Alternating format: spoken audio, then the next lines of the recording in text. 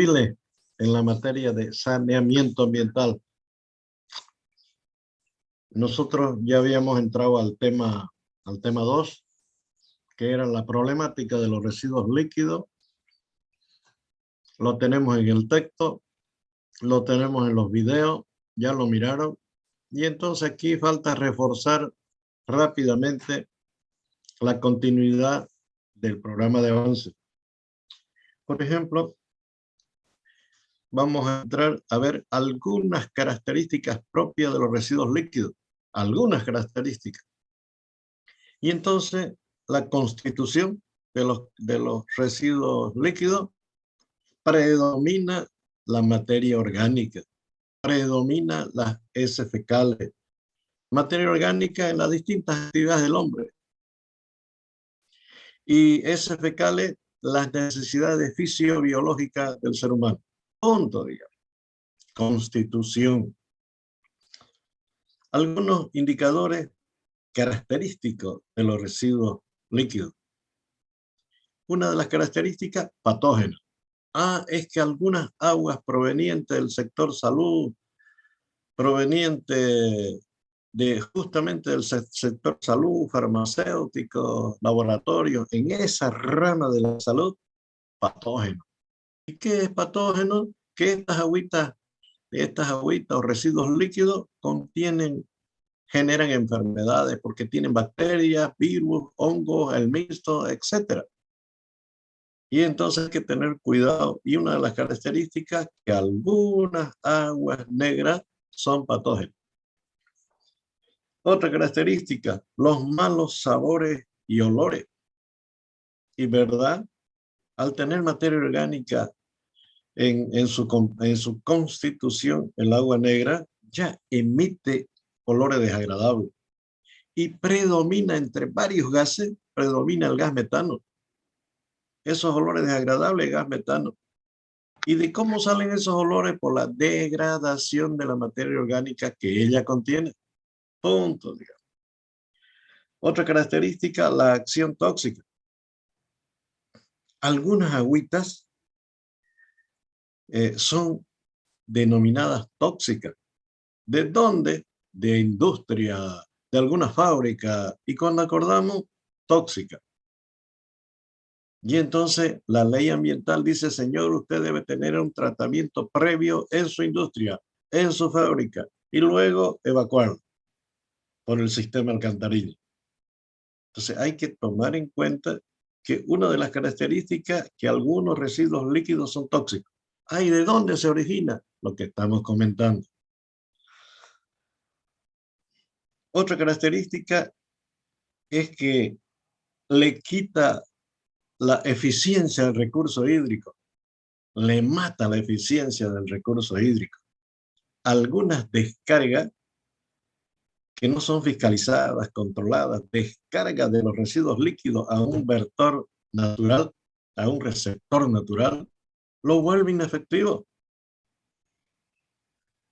La vida acuática desaparece, los olores agradables son muy acentuados, vectores, que mosca, mosquitos, eso nunca había y sin embargo ahora hay por una descarga, por mal control, por mala inspección, etc. Esa es otra característica.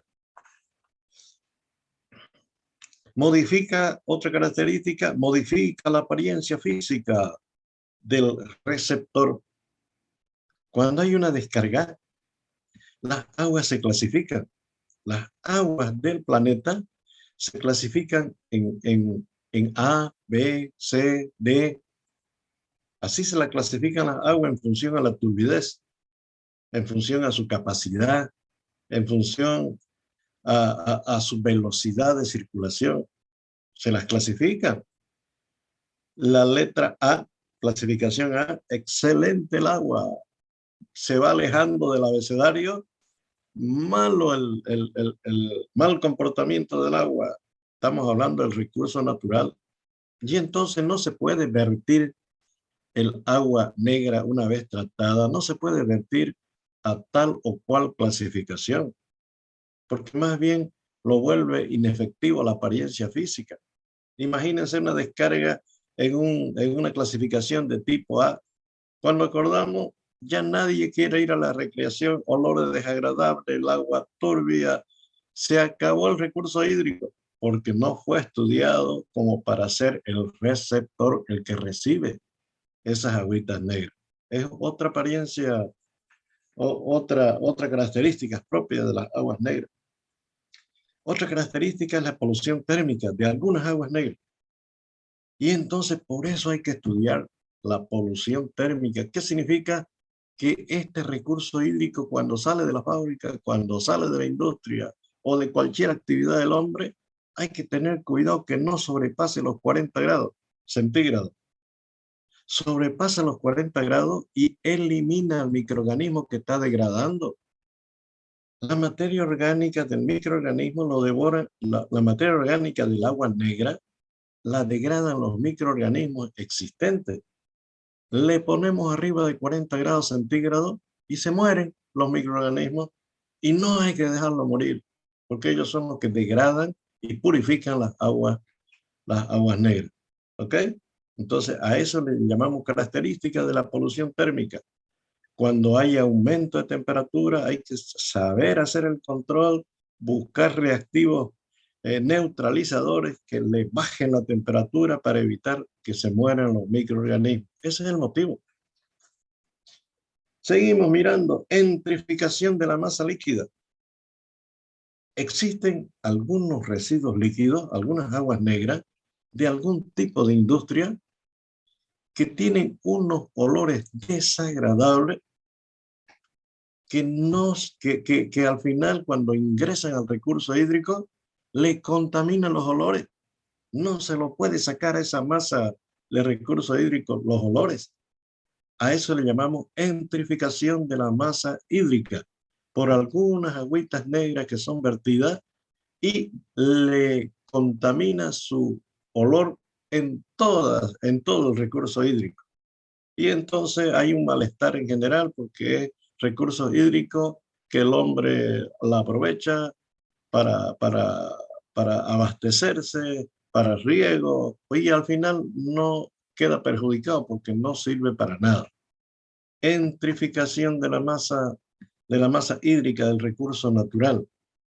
Y entonces no es que no exista solución, hay solución, pero cuesta dinero, puros reactivos químicos, y cuesta dinero volverlo otra vez a su origen natural en el recurso hídrico. Seguimos mirando otras características propias de las aguas negras. Y otras características son los ensayos que nosotros le hacemos en laboratorio químico. Por ejemplo, en laboratorio químico, a esta agüita negra para saber en qué consiste, qué tiene, qué no tiene, hay varios análisis que nosotros tenemos que conocer para efectos de diseño. Por ejemplo, un primer ensayo en laboratorio, oxígeno disuelto. El recurso hídrico H2O tiene oxígeno disuelto. A mayor oxígeno disuelto, más agradable al paladar. A menor oxígeno disuelto, se transforma en agüita negra. Porque los microorganismos absorben ese oxígeno disuelto y cuando acordamos, esa agüita queda temple, y temple significa no agradable al paladar. A mayor temperatura, ese oxígeno disuelto también disminuye. ¿Alguna vez ustedes, la mamá le ha dicho, tome agua tibia porque le duele el estómago? Y toma agua tibia. ¿Qué agüita sin sabor? A eso le llamamos temple. Y temple significa escasez de oxígeno. Ah, pero a menor temperatura, más agradable al paladar. Y entonces agüita fresca, agradable al paladar. Por eso es que nosotros también, ¿quiere agüita natural o le echamos hielito? Échemele hielito. Ah, porque le estamos bajando la temperatura y la estamos oxigenando mucho más todavía. Bueno, ya sabemos diferenciar el oxígeno disuelto. Y es importante saber el oxígeno disuelto para saber qué cantidad de materia orgánica contiene el agua negra. En función a la escasez del oxígeno disuelto, uno determina en el diseño el tipo de agüita negra que origina en esa población, en esa fábrica, en esa industria, en ese hospital, etc. Aprovechando el laboratorio, sacamos la DBO5, la demanda bioquímica de oxígeno. En el oxígeno hay un chiquitito número abajo como subíndice, que son 5 días que la muestra está en un horno a 20 grados centígrados. ¿Y para qué físicamente, qué es la demanda bioquímica de oxígeno? Es la cantidad de oxígeno que absorbe el microorganismo en esa agüita negra. Y entonces hay que calcularlo. Eso es directamente proporcional a la materia orgánica que contiene dicha agua. Entonces hay que saber cuánto tiene de DBO5 esa agua. En otras palabras, de materia orgánica esa agua. Es necesario saber para saber cómo lo vamos a solucionar cuando hagamos la purificación con reactivos químicos, con el sistema tal, tantos sistemas que hay para tal o cual tipo de agua negra. Eso es demanda química de oxígeno. Oiga, hay muchos métodos en el laboratorio para determinar la DBO5. El tradicional de años y años y años, se los comento. Nosotros sacamos una muestra en un recipiente, 2, 3, 4, 5 muestras de prueba y la llevo al laboratorio de la agüita negra. Allá en el laboratorio tengo un recipiente con agüita del grifo. Si quieren agua potable, le saco el oxígeno disuelto a esa agüita en ese recipiente y ya tengo OD1.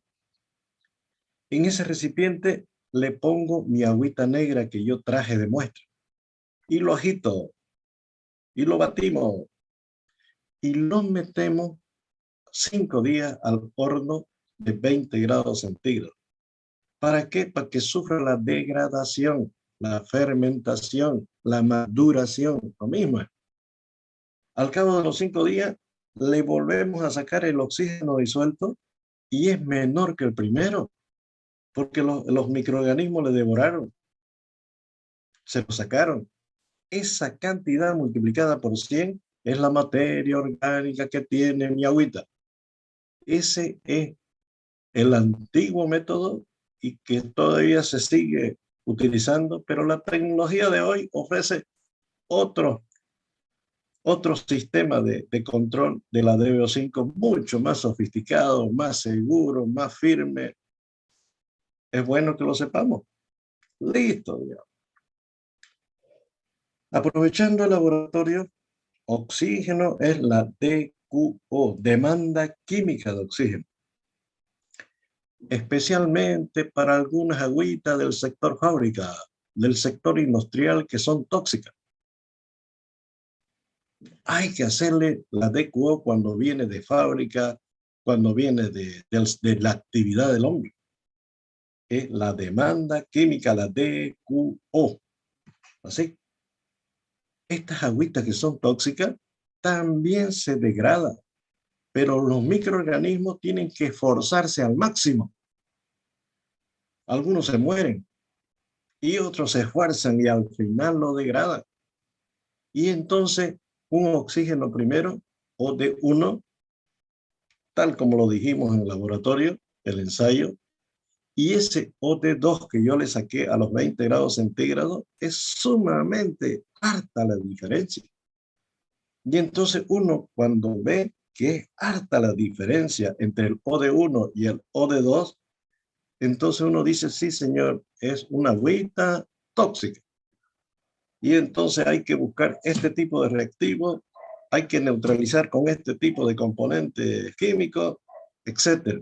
Es para identificar y tratar de diseñar el comportamiento de mi materia orgánica que contiene dicha agua. Entonces, también es el mismo procedimiento que yo les comenté hace rato para la DBO5, lo mismo que para DQO5. Y también se puede decir que la DQO, demanda química de oxígeno, existen actualmente muchos otros métodos más simples, más violentos, porque la tecnología avanza y nos ofrece esa facilidad. Seguimos mirando y aparecen los sólidos totales. ¿Qué son sólidos totales en el agua negra? Son sedimentos que ingresan al residuo líquido por las duchas. Son sedimentos de origen de suelo, de roca, sumamente fina, al tamaño de una micra. Y entonces ingresan en las duchas. Cuando estamos duchando, ingresan este tipo de partículas en el lavaplato, en el lavamanos, en las cámaras de inspección mal cuidadas, en el subsuelo entre alcantarilla y otra alcantarilla. Cuando acuerdas que hay algunas grietas, fisuras, y por ahí ingresa la partícula de suelo y roca. ¿Qué origina? Sedimento. Y ese sedimento ocupa un lugar en el espacio, en el sistema alcantarilla. Hay que hacer limpieza. Si no, se llena de sedimento. A eso le llamamos los sólidos totales, que son sedimentos que obstaculizan el trabajo normal de los residuos líquidos y tenemos que sacarlo. Y los investigadores estudiaron que existen sólidos suspendidos, sólidos coloidales y sólidos disueltos. ¿Qué son sólidos suspendidos? Dentro de los sólidos totales. Son sedimentos al tamaño de una micra. ¿Qué es una micra? 1 milímetro, que lo vemos a simple vista, 1 milímetro, lo dividimos entre 1000. Y eso ya no lo vemos. Ya el ojo humano no lo ve. Así es el sólido suspendido. ¿Cómo lo solucionamos si son sedimentos? A través de tratamiento físico. ¿Y qué es tratamiento físico? Un cribado, un desarenador, un sedimentador. Ahí lo sacamos. Tratamiento físico. Su composición de la agüita negra no la hemos modificado porque es tratamiento físico. ¿Qué son sólidos coloidales? Es una parte de los sólidos totales que son mucho más finos, 1 por 10⁻³ micras. Súper finos, que existen y son sedimentos. Y es bueno que el técnico lo conozca porque son sedimentos y hay que sacarlo. Y entonces aquí, para poder hacer su control, su trabajo, es con tratamiento químico, puros reactivos químicos. Por ejemplo, uno compra sulfato de aluminio, le agrega el residuo líquido y estas partículas, yo lo que quiero es que sedimenten para sacarlo.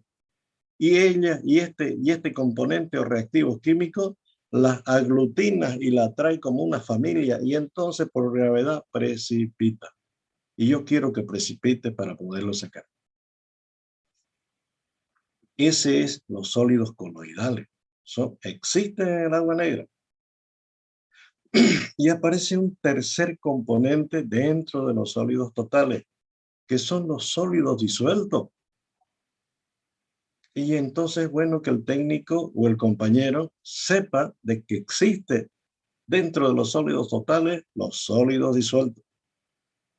Como cuando le echamos azúcar al café y le tiramos su batida y cuando acordamos ya no hay azúcar.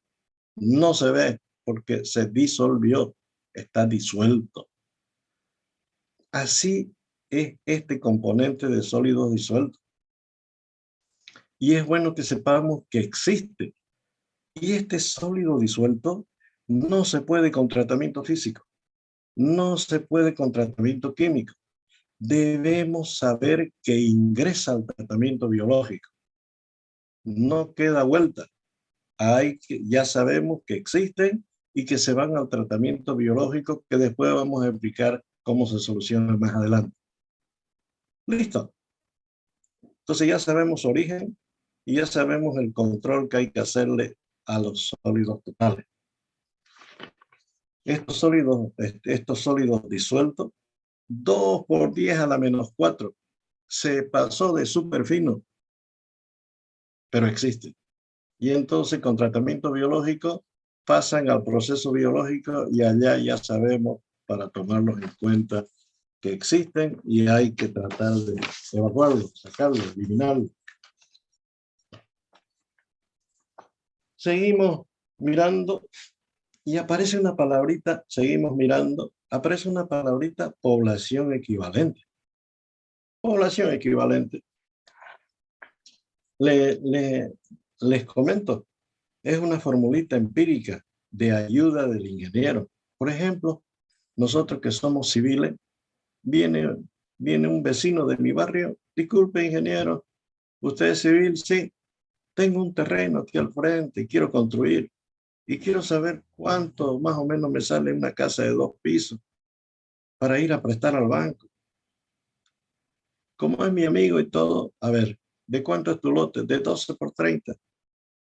¿Y de cuánto querés construir? De 10 metros por 10 metros de 2 pisos son 10 por 10, 100, más 100 arriba son 200, así, violentamente 200. Y entonces 200 metros de construcción. Material de primera, $200 el metro cuadrado. Material de segunda, que también es bien, $150 el metro cuadrado.